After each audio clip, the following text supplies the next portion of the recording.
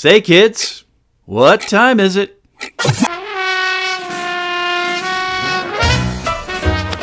Hey there, this is Teddy coming to you from down in my record room with yet another vinyl orgy. But first, a big shout out and thank you to Mark, drrhythm.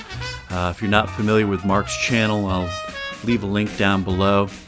But the drrhythm channel is one of my faves. The feature is a regular listening session that Mark does with his pal John Kiefer, and at the end of the evening they get on camera and recount their session in order and the connections between one to the next, and they do it with great knowledge, great humor, and the music is great. It's like a lot of it's like it's been pulled right off of my shelves, and I love it. It's a hoot too. It's just it's great fun, and check it out if you have a chance.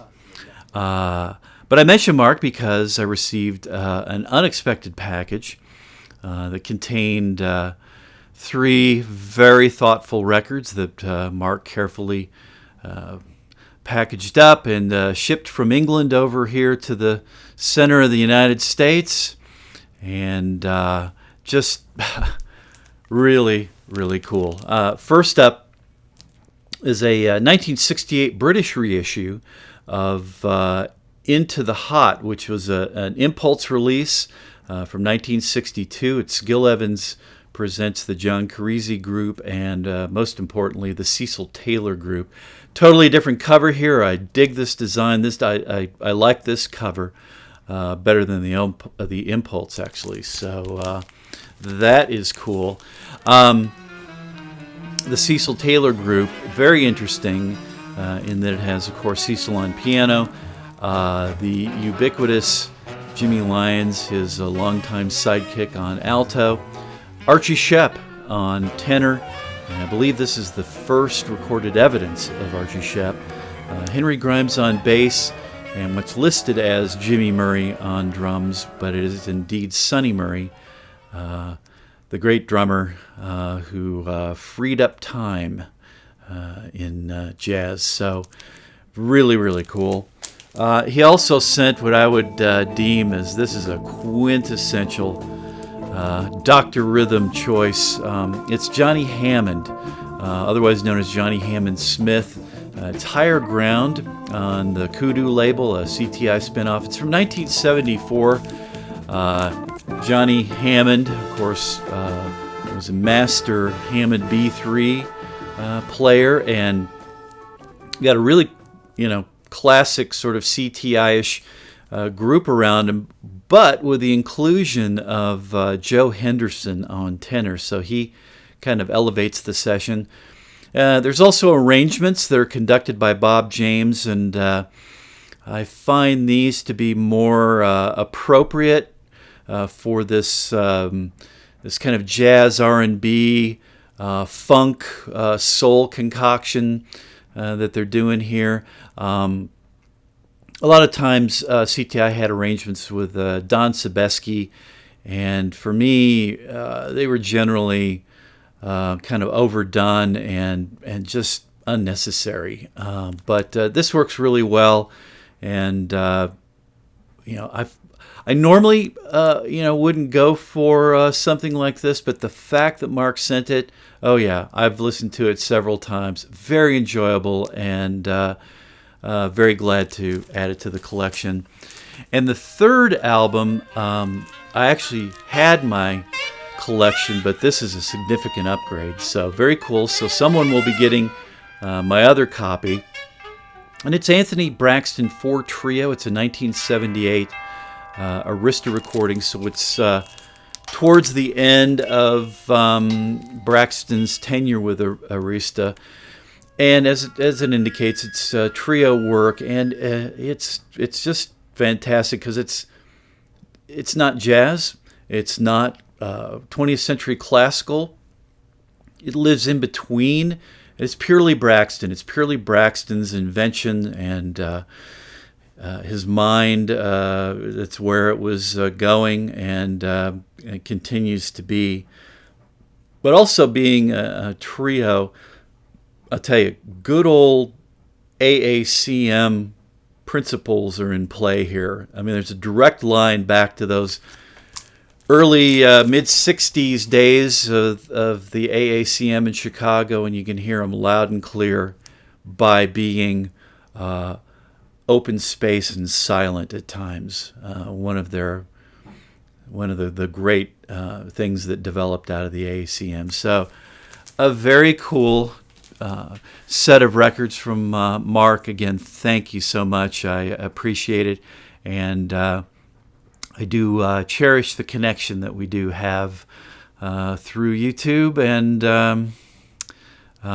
so thanks again. So let's move on and see who's been invited to the orgy this time.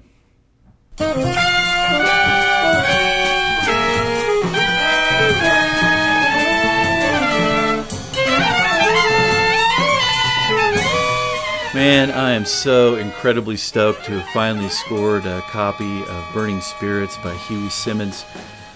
Huey is more commonly known as Sonny Simmons, who had released albums earlier on ESP Disc and Arhoolie Records, and had been featured on a couple great records, one where he teamed up with Prince Lachey called Far Cry, and the Elvin Jones, Jimmy Garrison Sextet on Impulse Records. But this is a classic album that never happened. I mean, it was essentially dead on arrival when it was released in 1971 on the Contemporary Records label, and not too long after, Sonny Simmons was homeless, scuffling on the streets, and he wouldn't be seen on another recording for 22 years, something like that. But as I said, this should have been a classic right out of the gate. I mean, I was able to find one person who championed this record back in the day, and that was the great jazz and blues aficionado, Robert Palmer, who wrote a review for, believe it or not, Rolling Stone magazine. And at the end of the review, he indicated that if you were going to buy only one jazz LP in 1971, make it this one. So high praise indeed, but even his praise couldn't save Burning Spirits from joining a long list of great jazz LPs that were lost and forgotten. Again, as I said, it was released in 1971. It's a double LP set that features just an incredible lineup. Of course, you have Sonny Simmons on tenor, alto, and English horn. You've got his wife at the time, Barbara Donald, on trumpet, a great avant-garde trumpet player. You've got Michael White on violin, Lonnie Liston Smith on piano. You have a double bass setup with Richard Davis and Cecil McBee. And then you've got Clifford Jarvis, the great Clifford Jarvis on drums. If you're not familiar with Clifford, I mean, he was Sun Ra's drummer for a good part of the 1960s. Just very skilled and incredible. The music here kind of moves back and forth between avant-garde and free jazz, and it really has that feeling of an artist who is giving it his all, everything he has at the moment, with that sense that he may not ever have another chance. It is played so incredibly well, and just lives on those outer edges of jazz expression. It is really stunning album, and if there was ever an album that was in great need of a vinyl reissue, here it be. Burning Spirits by Huey Sonny Simmons on the Contemporary label from 1971.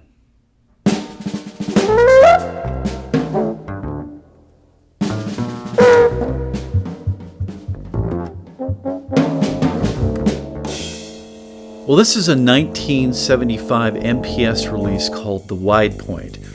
And it's a trio setting with the great German trombonist Albert Mangelsdorff, along with Elvin Jones on drums and Paul Danielson on bass.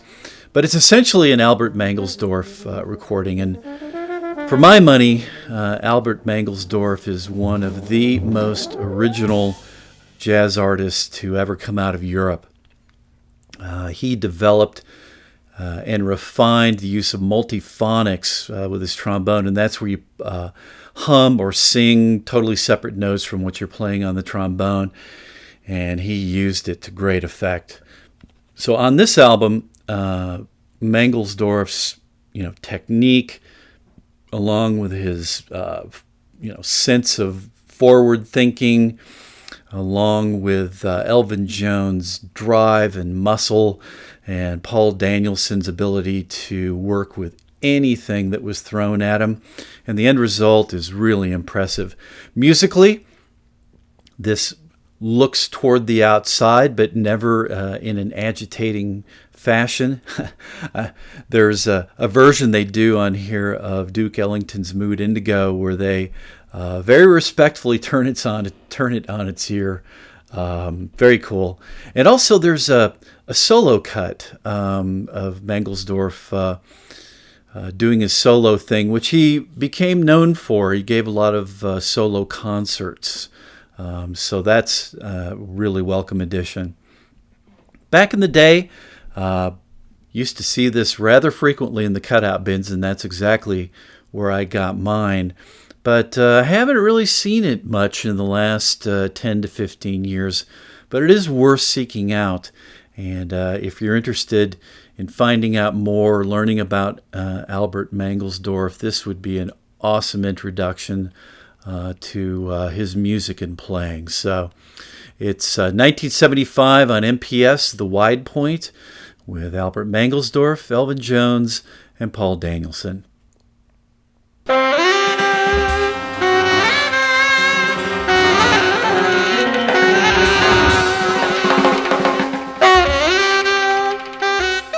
I've had an ongoing side journey to discover and curate my favorite Cecil Taylor albums. Of course, Cecil Taylor, one of the foundational giants of avant-garde and free jazz, and there was a time if Cecil Taylor sneezed, there was bound to be someone there to record it. So there's lots of material to consider, both solo efforts and group efforts of various combinations, and I've heard a bit, but I have yet to hear it all. I've got a ways to go for sure. But I can say with confidence that this recording, Dare to Themselves, is one of my favorites. It's a live recording from a festival in Yugoslavia in 1976, and it was released the next year, both in Germany on the Angel label and in the United States here on the Inner City label, which is what I hold. And man, what a group. At this particular point in time, the Cecil Taylor unit consisted of course, Taylor on piano, his decades-long musical companion and contributor, Jimmy Lyons, on alto, David S. Ware on tenor, very cool, Rafi Malik, just a awesome trumpet player, and Mark Edwards on drums. And man, did these guys burn white hot all the way through this set. There is, a collective group composition, but a whole lot of improvisation and a whole lot of soloing. And man, if you were ever curious about what Jimmy Lyons was capable of, on side 2, you'll get your answer. And let me tell you, you might want to strap on a protective cup because he is swinging for where it counts, if you know what I mean. Yeah, it's just incredible. Taylor, for me, and what I love about him is he has this immense understanding of tension and release. Mostly tension, but it's kind of in an operatic sense. That's what I dig. And, of course, he was, classically trained as a pianist, so the guy's got chops, and he applies it, to his vision and his version of, outward-looking music. So if you've got, some open ears, or, you already dig Cecil Taylor to some degree, I consider this to be an essential. Definitely. Dark to Themselves. This is on the Inner City label. It's also on the Angel label from 1977. Yeah.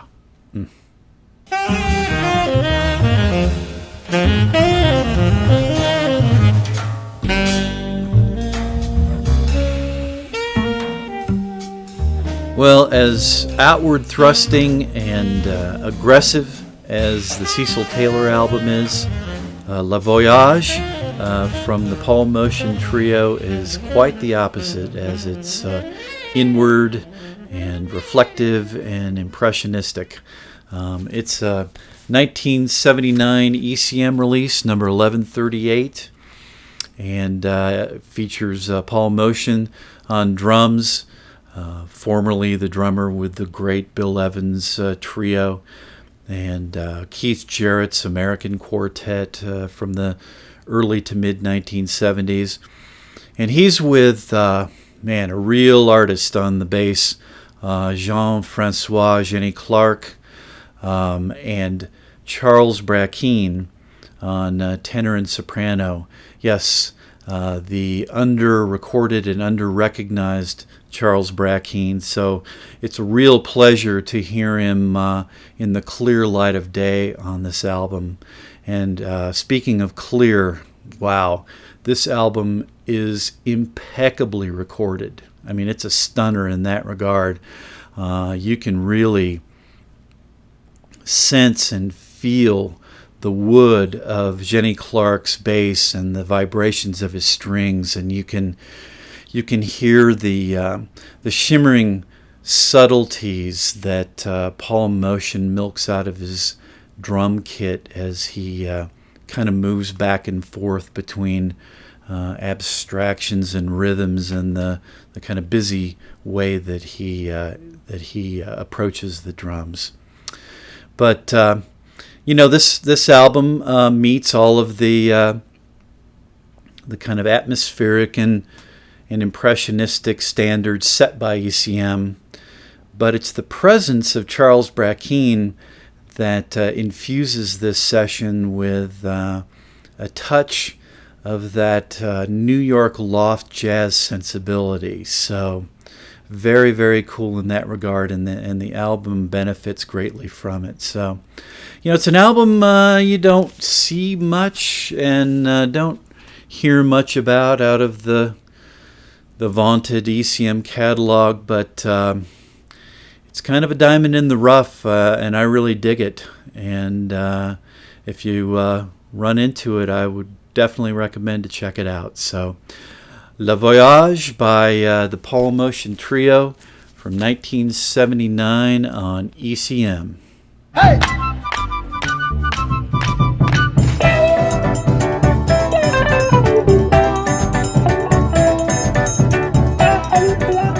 I've been getting back into some world music and world-inspired music as of late, and it inspired me to pull this back off the shelf.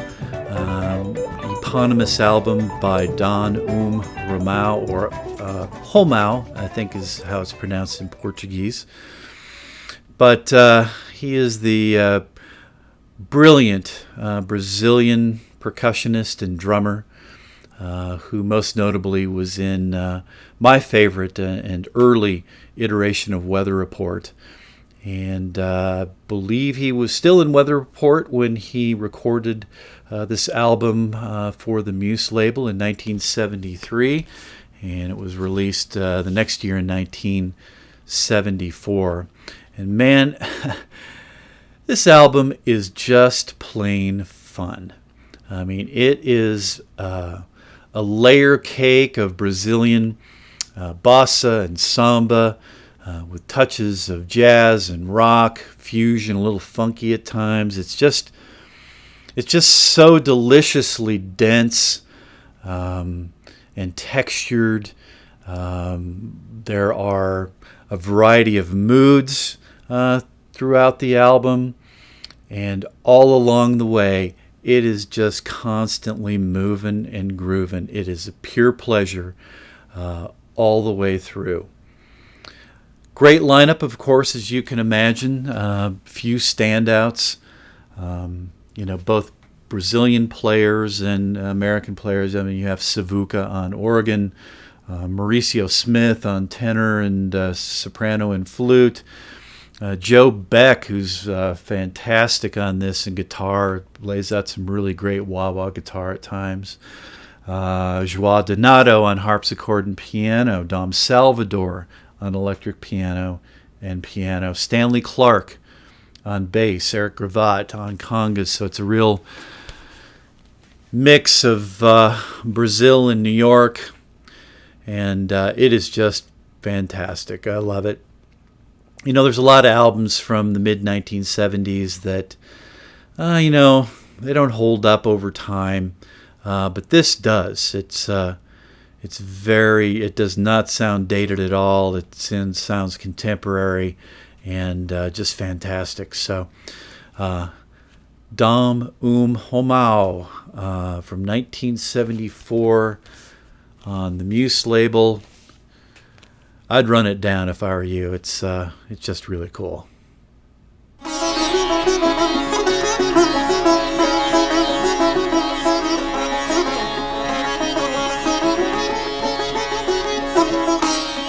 Well, let's stay in the world music realm for a moment.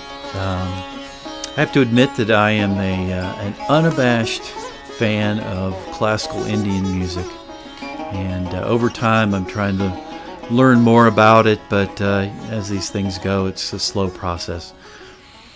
But clearly, Ravi Shankar is the most recognizable and probably the most popular Indian musician of all time. And in the 1960s, he was rubbing elbows with rock musicians and jazz musicians alike, and his influence and the influence of the music can be heard from time to time in both genres. But Shankar made a real splash at the Monterey Pop Festival in 1967. And following that moment, he was working at, riding this wave of popularity, and went about organizing a tour that featured other Indian musicians and vocalists, in an attempt to bring this rich traditional music out of the shadows into the light, and to try to get people to, understand it and relate to it a little bit more. A noble effort, perhaps, but so this tour went around to several cities, and one of the results of it was this recording from 1968. It's Ravi Shankar's Festival from India, as it was called. This is on the World Pacific label. It's a double album, and what it is, it features the artists from that tour. But what's really cool is, instead of being a live recording, they were brought into a studio for greater sonic clarity, and it really pays off. This is not a showcase for Ravi Shankar. He does appear on a couple of ragas, but what he's really trying to do is to demonstrate different instruments from different regions of India, and just to kind of lay it out in not a all-inclusive way, but at least kind of an overview of sorts. And so I really cherish this record. And if you have any interest in classical Indian music, and you run across this album, again, a really cool introduction, I feel, and give you some sense of an understanding to move forward and learn more. Ravi Shankar's Festival from India and World Pacific from 1968. Yeah, really cool.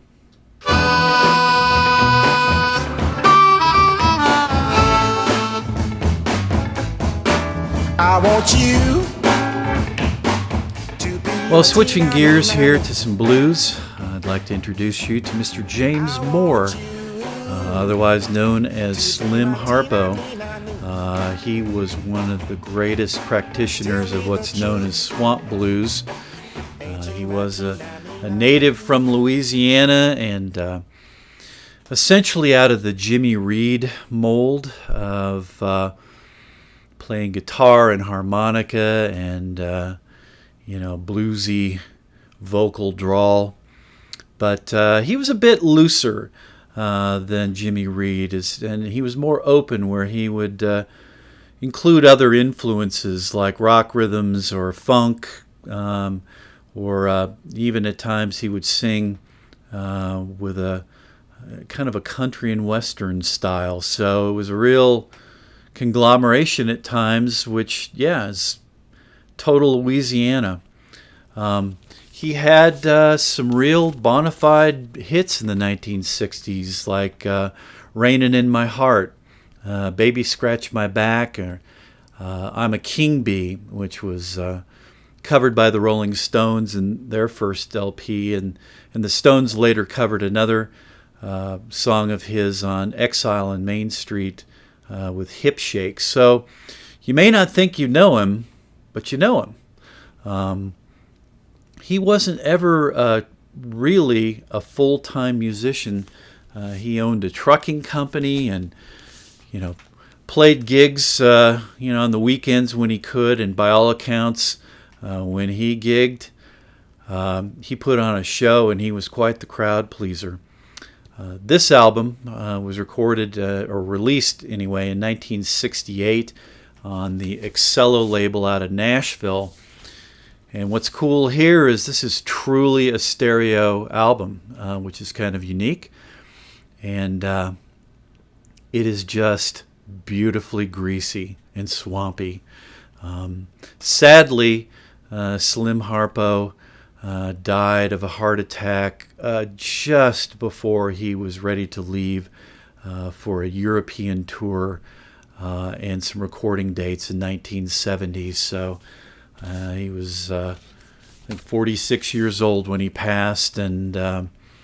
But it's cool albums like this that help him to live on.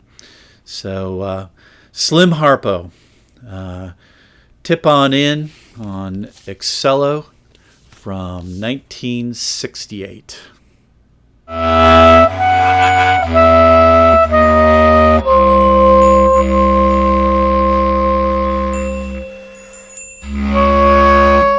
Well, we now move from the woozy, bluesy world of Slim Harpo into the intellectual headspace of Joseph Jarman and Anthony Braxton. This is a 1971 recording called Together Alone, but it wasn't released until 1974 on the Delmark label. Jarman and Braxton, of course, were both members of the AACM and came up through those heady early days in the mid-1960s. Joseph Jarman, of course, later went on to be a staple of the Art Ensemble of Chicago, and Anthony Braxton went on to become Anthony Braxton. They both participated in that group of musicians who went to Paris in the late 1960s and were involved in some great musical experimentation and growth, and were given the opportunity to record on the vaunted BYG Actuel label. But upon their return, these two found their way into the studio for the one and only time together, and put the sum total of their experience and knowledge to work at that particular time. Side one is primarily a Joseph Jarman side, Joseph Jarman compositions, and it's a more poetic, contemplative side, like for instance, wood, flute, and piano. I mean, it's out of this record. It is truly the side that is a duet, true duet, until it gets to close to the end of side one, and it switches to this very cacophonous and experimental tape collage. So it's quite a shock to the system all of a sudden.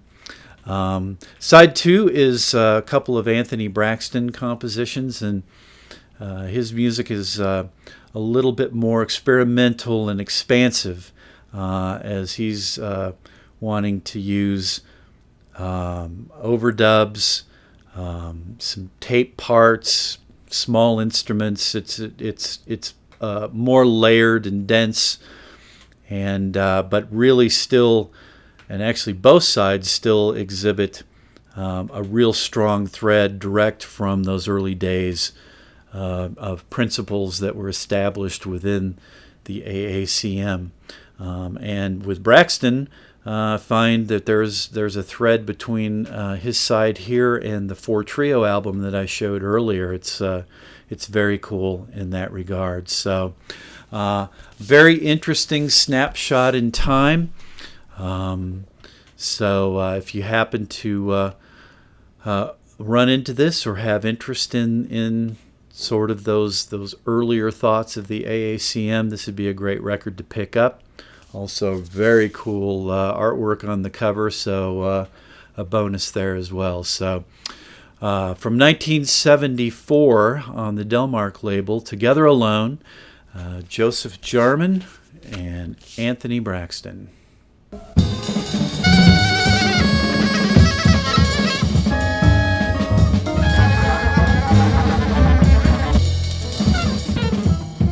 Well, I hold in my hand a very, very beautiful thing. It's an original mono pressing of Barrage by the Paul Bley Quintet. It's one of the earlier releases from the ESP disc label in 1965, and is a leading example of what was coined as the new thing in New York at that time. Paul Bley had already been in some pretty heavy situations, musical situations. He was a member of Jimmy Giuffre's great trio from the early 60s, and even prior to that, Paul Bley had led a group that included Ornette Coleman prior to Coleman exploding on the scene, and by essentially lobbing a Molotov cocktail into accepted jazz form. This album also came at a time when the Jazz Composers Guild was forming in New York. It was a short-lived group, but Bley was part of it along with his then wife Carla Bley, and so there was a lot of energy, a lot of ideas and energy that was swirling around in New York at this time, and so Bley goes into the studio armed with compositions from his wife Carla, and an amazing group. He goes in with the drummer Milford Graves and the bassist Eddie Gomez, who would then later go on to be Bill Evans' bassist for years, and also including from the Sun Ra Orchestra, Marshall Allen on alto and Dewey Johnson on trumpet.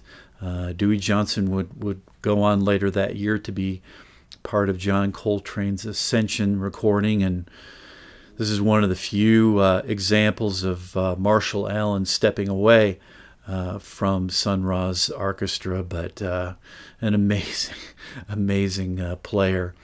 There's just a ton of energy on this recording, and it's really set off by Milford Graves' drumming. He is an absolute monster on this recording, and he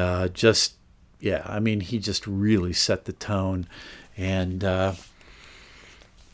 they dig in and they go for it, and I'm really happy to have this. If you're interested in some of those early days of expanding the language of avant-garde and free jazz in New York in the early 60s, this is a great album to consider. And it it's a real gem out of a very extensive discography for Paul Bley, and one of the few times that he was actually with a quintet. So very special and very rare and very beautiful. Barrage by the Paul Bley Quintet from 1965 on ESP disc.